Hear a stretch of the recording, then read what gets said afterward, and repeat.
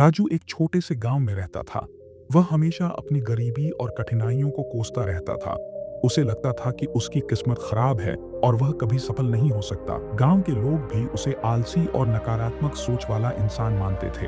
एक दिन गांव में एक साधु आए। राजू ने उनसे पूछा, बाबा, मेरी किस्मत इतनी खराब क्यों है? मैं जो भी काम करता हूँ उसमें असफल हो जाता हूँ। साधु मुस्कुराए और बोले, बेटा, तुम्हारी किस्मत खराब नहीं, बल्कि तुम्हारी सोच ही तुम्हारी सबसे बड़ी बाधा है। अगर तुम अपनी सोच बदल लो तो तुम्हारा जीवन भी बदल जाएगा। एक जंगल में दो लकड़हारे रहते थे।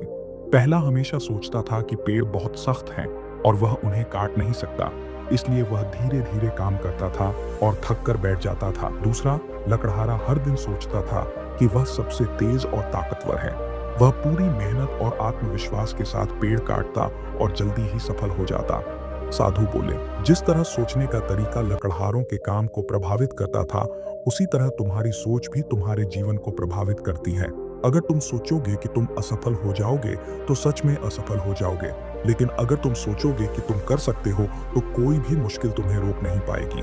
राजू को यह बात समझ में आ गई। उसने नकारात्मक सोच को छोड़कर मेहनत करने की ठान ली। पहले जहां वह हर काम में बहाने बनाता था, वहीं अब वह पूरी लगन से काम करने लगा। उसने खेती में नए तरीके अपनाए और धीरे धीरे उसकी फसलें बढ़ने लगीं। कुछ सालों बाद वही राजू, जो खुद को बदकिस्मत समझता था, अब गांव का सबसे सफल किसान बन चुका था। लोग अब उसकी मिसाल देते थे। जब किसी ने उससे पूछा कि उसकी सफलता का राज क्या है, तो उसने मुस्कुराते हुए कहा, साधु बाबा ने सही कहा था, सोच बदलो, जीवन बदल जाएगा। हमारा भाग्य हमारे हाथ में होता है। अगर हम सकारात्मक सोचें तो असंभव भी संभव हो सकता है।